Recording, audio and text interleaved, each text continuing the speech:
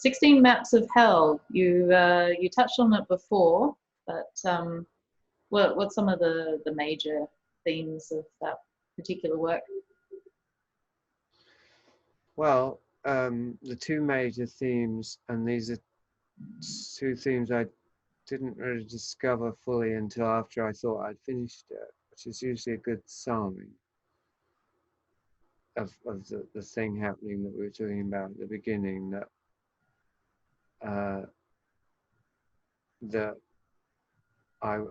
writing the book allowed me to see something that I'd been trying very hard not to see. And that only by seeing it could I even finish the book. And so initially the main theme was to do with, if I can even remember it now, was to do with cultural indoctrination and cultural enthrallment, and the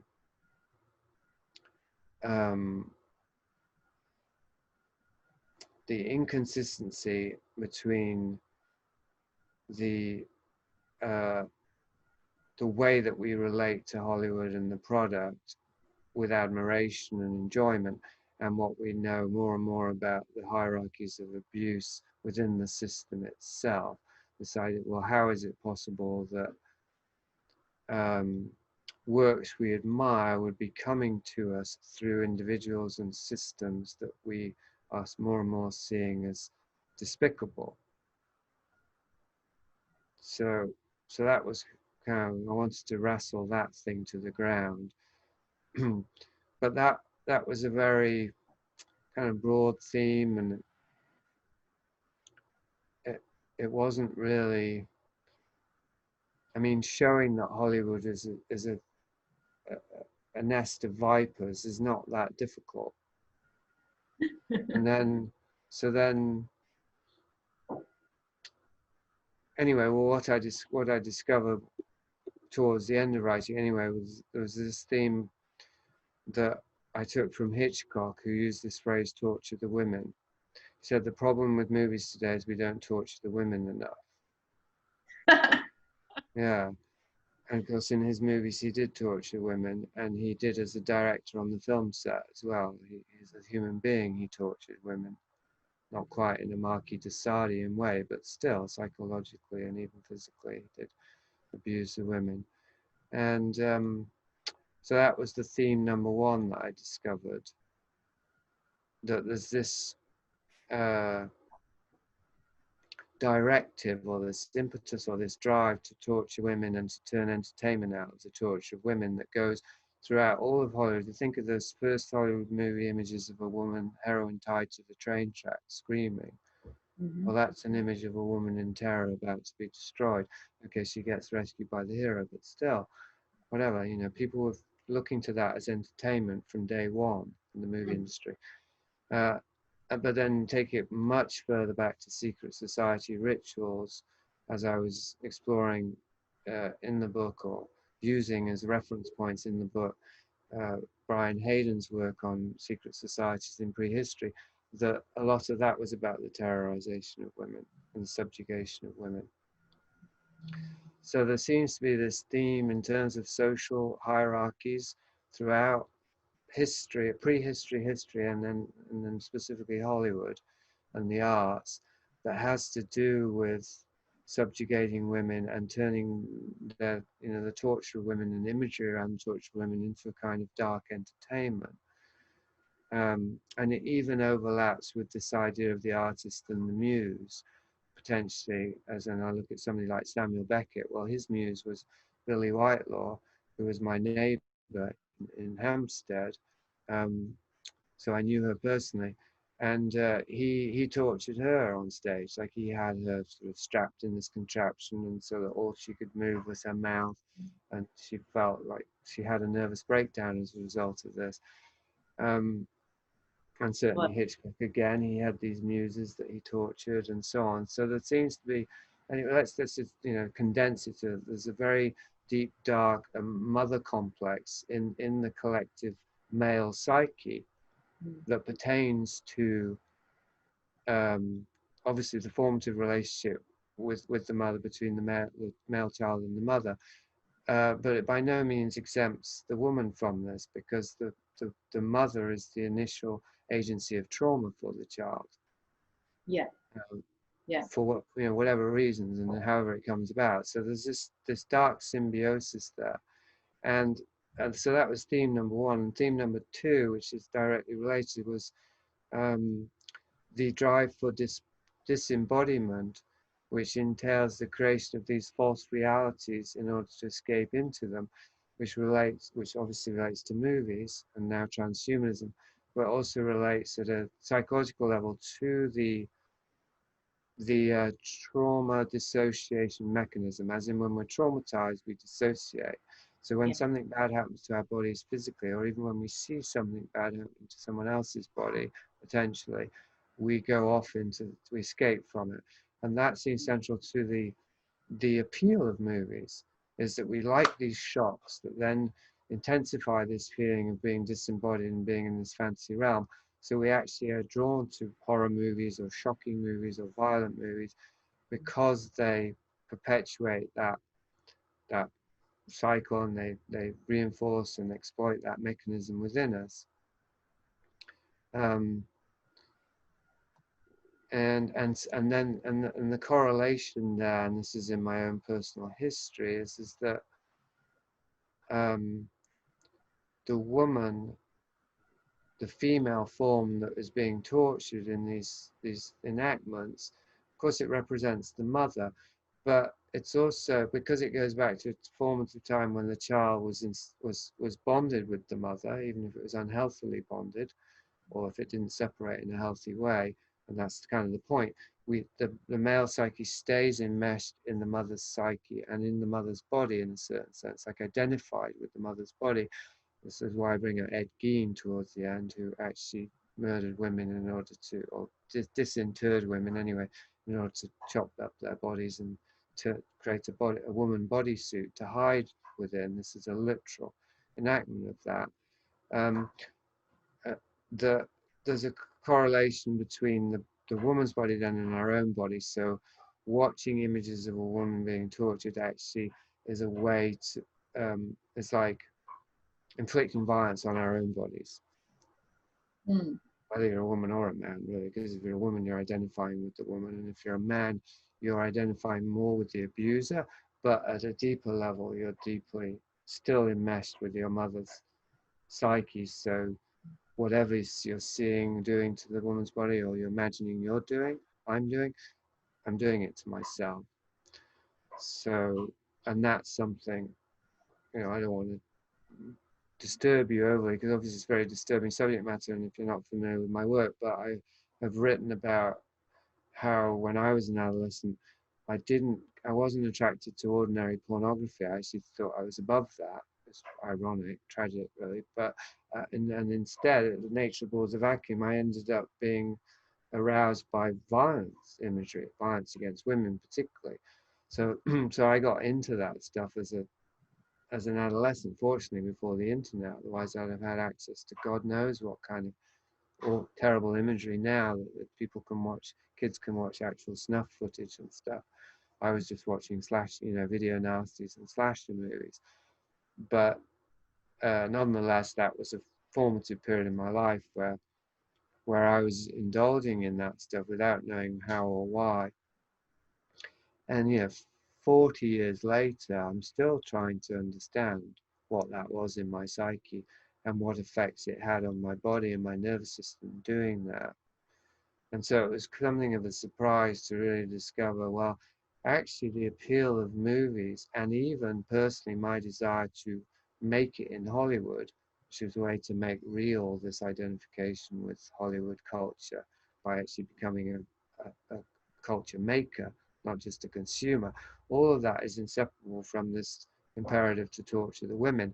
And this does overlap, I believe, with something like Harvey Weinstein, that there is a hidden machinery of power, that it's not just that the ascent or the accumulation of power allows the exploitation of women and children and other men, but it's more women and children, and particularly children. It's not just that, but the way to attain power is by doing these things. Yeah, it gives them a sense of power over human life. And not just the feeling of power, though, that it's an initiation ritual, just as in the Jeffrey Epstein, that in order to move in those high power circles, you end up frequenting or attending the kind of gatherings where they have these victims, these young women or even children, they're being sexually exploited. If you don't participate in that, you don't ascend in the ranks, because part of the ascension is that you have shown, you've committed, you've performed the necessary acts to be compromised, but also to show that you're made of the right stuff. Like in Mexican drug cartel, you've got to kill somebody to get in, and then of course you've totally committed. Then you've committed a criminal act in a conspiracy, and it's known, and so there's no way out. Then, so it's in a ritualistic sense, it's like crossing a threshold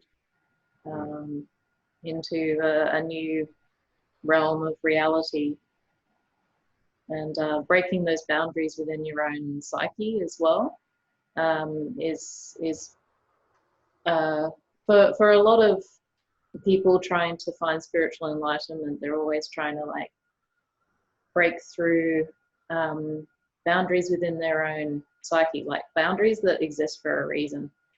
And so they often do it with like drugs or other transcendental acts like sex.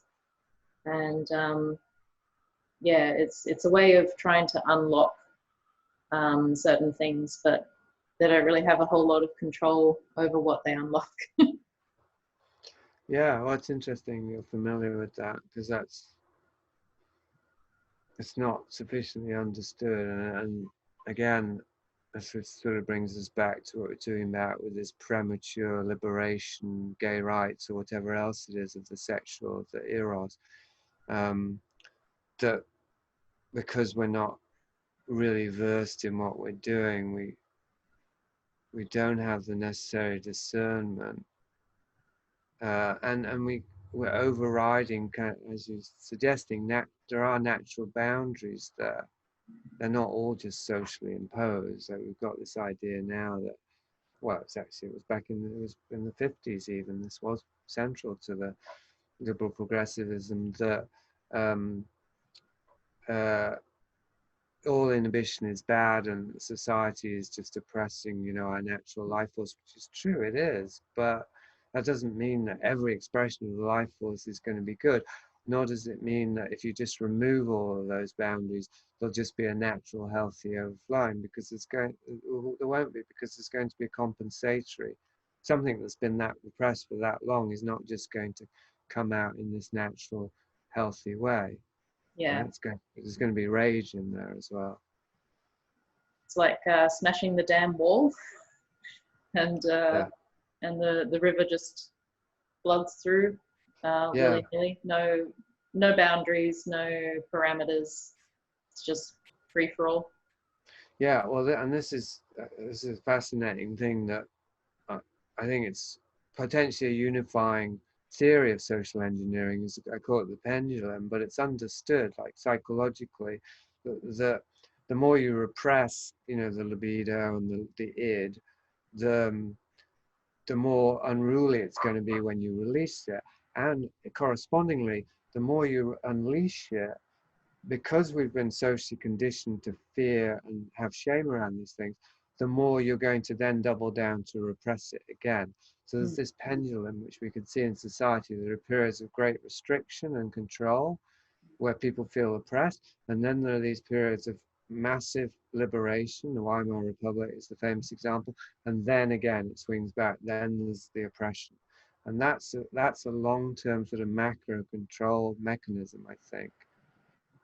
Yeah, going from one extremity to another without really figuring out how to navigate both in very healthy ways. the middle way. I mean, the middle way is, well, I guess we don't know what it is, but it's back to this purpose, isn't it? That if we tune into our life force little by little and start to respond to it, it will start to move us. But they're baby steps, and we don't do baby steps. It reminds me of the saying. I've never been able to find it, but I heard it with Shakespeare. He said, if a baby had infinite power, it would destroy the sun. Something like that. And that's kind of what we're like these babies that are given all this power, and we're just remolding society and just wreaking havoc because there's all this, unmet. I mean, it literally is. As infants, we didn't have our needs met. So then we grow up as adults who are hungry, desperate to get those needs met. And we're given this unearned power and knowledge. And of course, we're going to wield it irresponsibly. Yeah, and we're also. I heard a really great quote the other day, which is, "We all eat lies when our hearts are hungry," and going back to early childhood trauma, which is usually from the mother figure in the life. When you have that hole in society at large, when we don't have any kind of great nurturing force or great fatherly force, and also in the personal life, we will be more susceptible to things that we want to hear, and things that people can sell us as very affirming and kind of give us that power of the God complex to say, yes, you can smash the world if you want. Here, take a whole city and smash it. Yeah, well, I think this deep latent rage, uh, I don't think it's very widely acknowledged, actually. I mean, with all this talk of identity politics and safe spaces and triggers and social justice, I mean, the term that I have coined for myself is social revenge warriors, really. It's people that have been they're hell-bent on revenge, and it's not, and which is not justice, needless to say, because it just keeps the cycle spinning. Um, and it's not. I don't think it's really acknowledged. I suppose it's outrage, isn't it?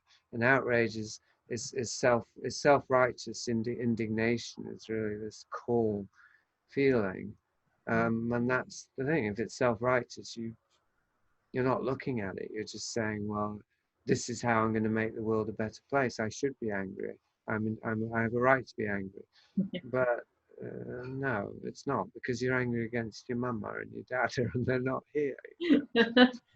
My mother in particular is, I'm pretty sure, narcissistic, and she at one point when I was a teenager, she's like, "Oh yes, you should be mad about that. That's righteous anger," and it like really took me aback. I was like, because I don't really think that anger can ever really be righteous.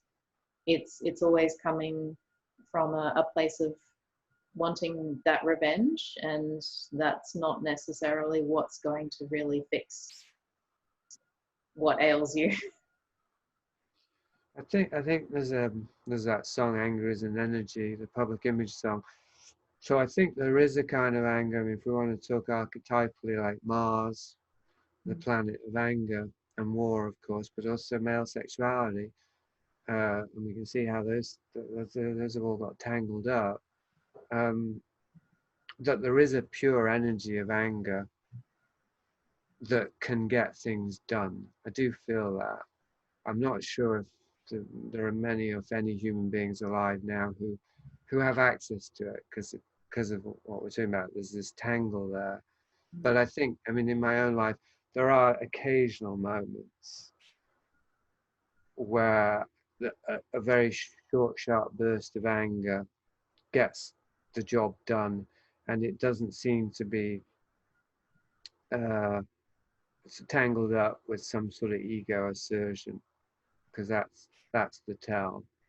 Um, and if so, I mean, I may be deluding myself, but at least when it's close to something like that, what I notice is that it's actually quite light, the anger, and it passes very, very quickly. Yeah. I find with anger, the main function that it has is to um, dismantle things. And sometimes that's a good thing. Yeah, If you have a lot of crap in your life that you've just put up with, and you really have to just get rid of it, it can be very cleansing. But at the same time, you also have to realize that it will destroy those things. They will no longer exist. It will never be the same. yeah. Well, I used to smash objects a lot as a teenager, and I'm not saying this as a healthy example, but as an unhealthy example, things that got in my way. And I was very aware of that. You know, like what is that? Why do I get so angry with objects? Well, the answer is because it's safe. It's not so safe to get angry with a human being. If it's a guy, you might get beaten up, and if it's a woman, you might get into some other kind of trouble. And if it's your parents, it's frightening, or you know, generally it is frightening confrontation. Mm. Um, and I have noticed because we can't be saints. I mean, I don't think it's a good idea to try and pretend that we don't have anger.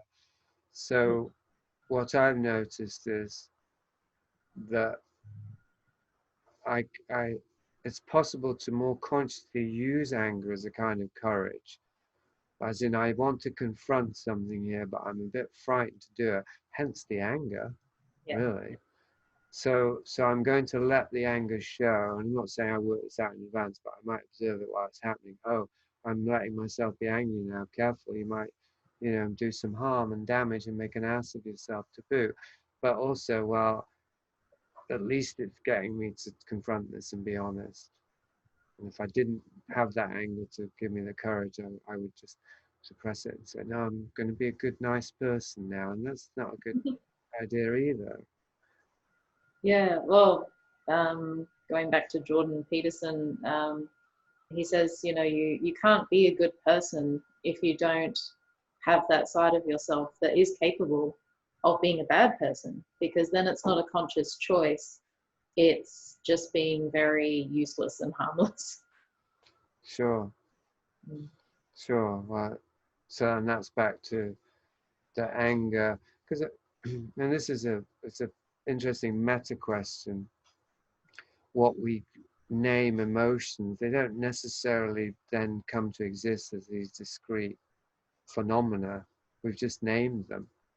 So anything that we can name as an emotion uh, corresponds in some way with something that's natural within us, that is a natural energy.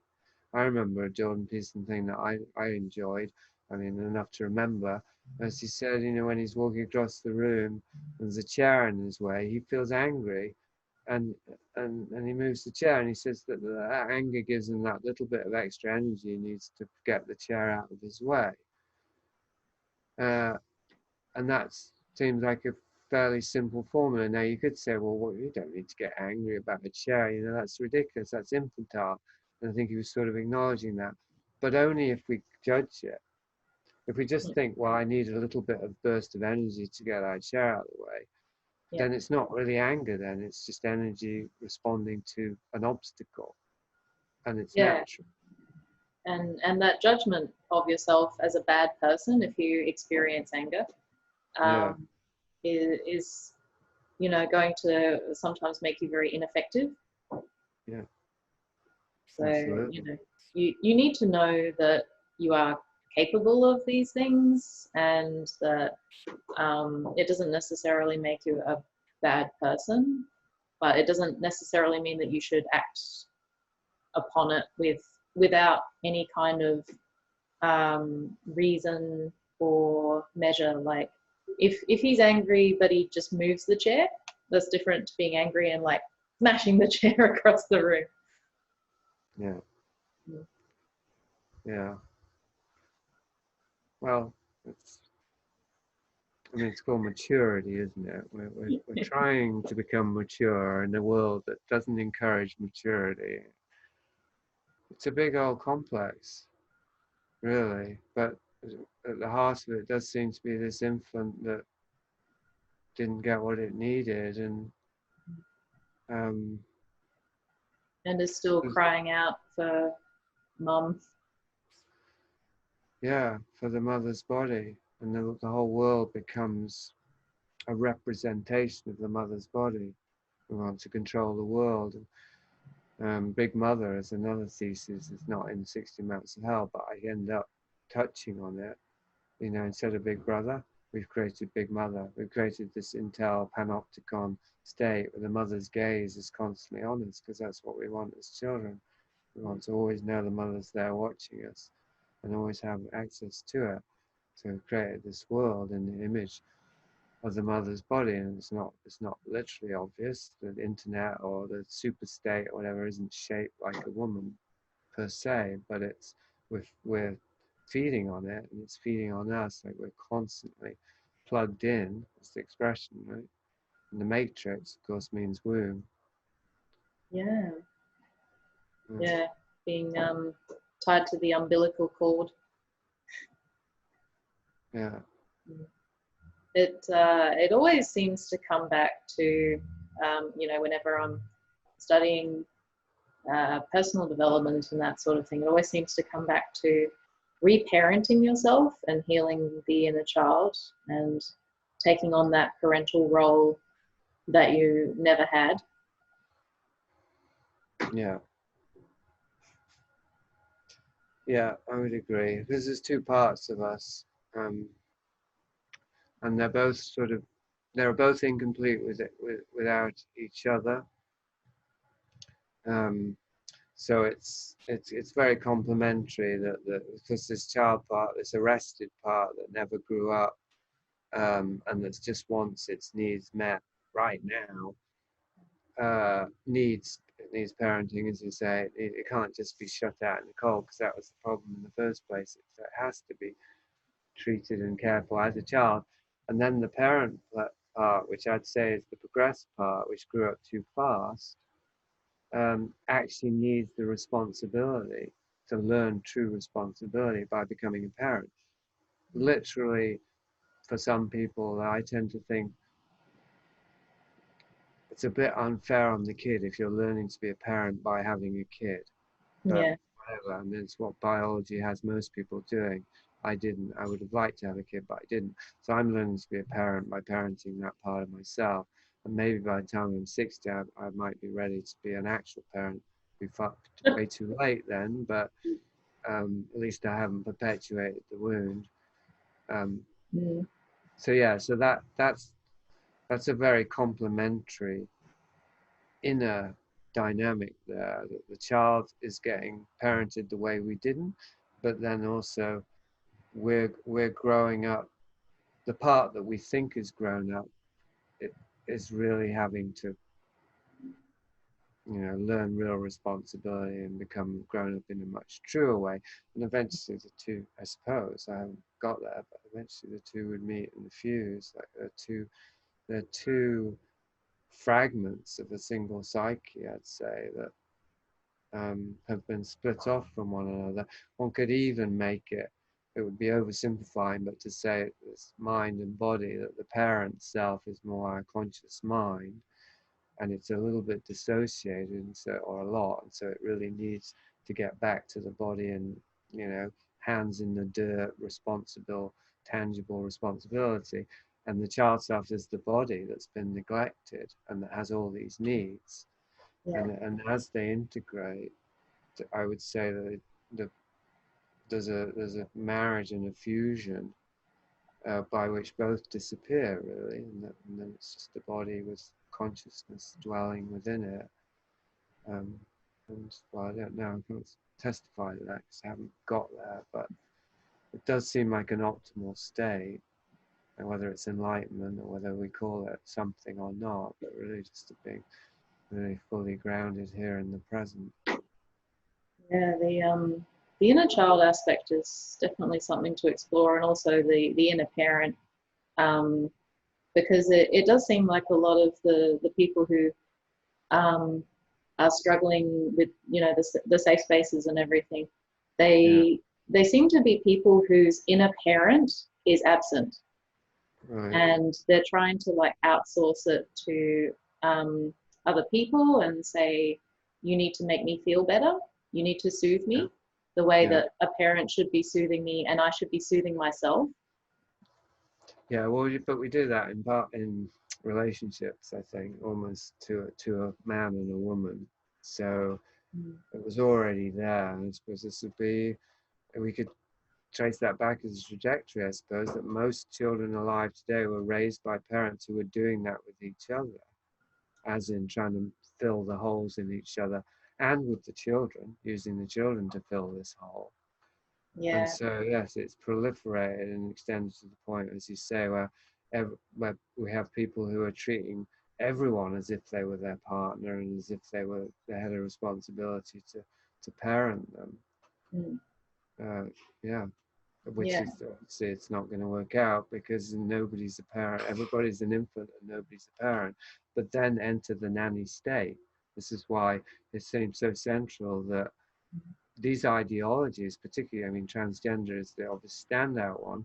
They they give more and more power to the state. If you want to have all your needs met, this little infant identity self, you yes, you need everyone to affirm you and use the right pronouns, but you need the technology of the brave new world state to actually provide you with the tech and And the the hormones. Yeah. drugs and whatever else it is. And as I say, transgender it stands out, but there are countless other examples where it's much more subtle. I mean, even gay marriage, that's an institution. They want the institution to validate them. Why? It's totally contradictory, really, when you look at it. Um, and There's so this is, many straight people who are like, I don't need marriage. yeah, yeah, no kidding. I mean, you think marriage is so great. Have you not been paying attention to history? Uh, Oh, I'm twice divorced. yeah. I mean, I like marriage. I'm all for it. I'm old-fashioned, but but these people aren't. I mean, generally, this progressive mindset is about the bad patriarchy and all that, and yet at the same time, they want the patriarchy to give them all the validation. It's totally contradictory. It's a child who's saying "fuck you, mummy and daddy," and then saying, "Where's my Yeah. TV and my food?" At the same Yeah, time. sort of like trying to get attention from mum and dad by being really, really, really naughty. Yeah, Mm. that's right. Demanding their rights. Yes. Yeah, very, very much the rebellious teenage phase. But but yeah, I think there's a huge need to um, teach people how to self-parent, because there's nothing necessarily wrong with the inner child, but a lot of people kind of um, see it as like the naughtiness in them, and you can either have a lot of shame around that, or you can have a lot of rebelliousness around that.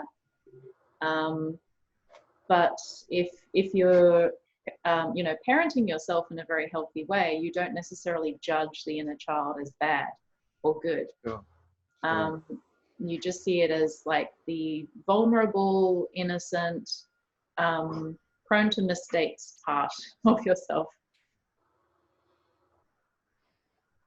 Well, David Sharon's been mentioning the inner baby recently because he's saying, well, it's all talk about the inner child. What about the inner baby? Like, how far back are we willing and able to go? Because a baby, I suppose you could say it's less and more demanding than a child because it's less articulate. And in many ways, a baby is more, it's obviously not more self-sufficient, it's totally powerless, but it's easier to satisfy as long as it has the breast and a warm blanket and mother's touch and father's touch. That's it, right? Those are the only needs. It hasn't developed any sense of identity where it's, it wants the iPhone or even the teddy bear, right?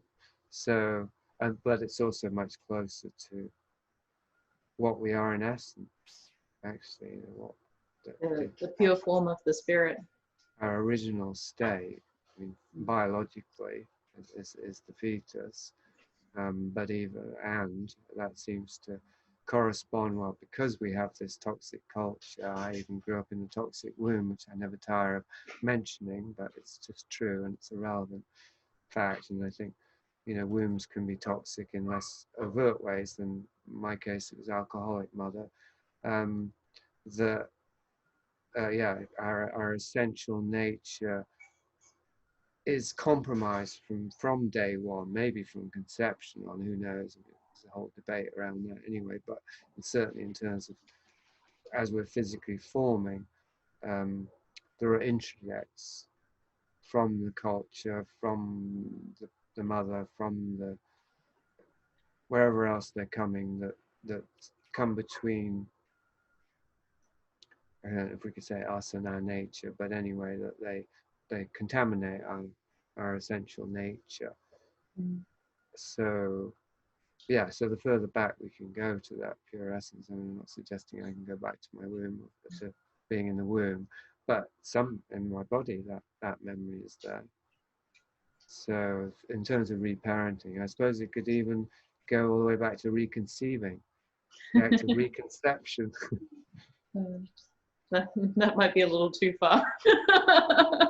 I want an immaculate conception, please. I don't want my parents to have been drunk. I want them to have been really in love. And I mean, yeah, I won't take it too far, I suppose, but uh, certainly, I mean, clearing out all the toxins as far back as they go, I think is possible if very ambitious and definitely desirable.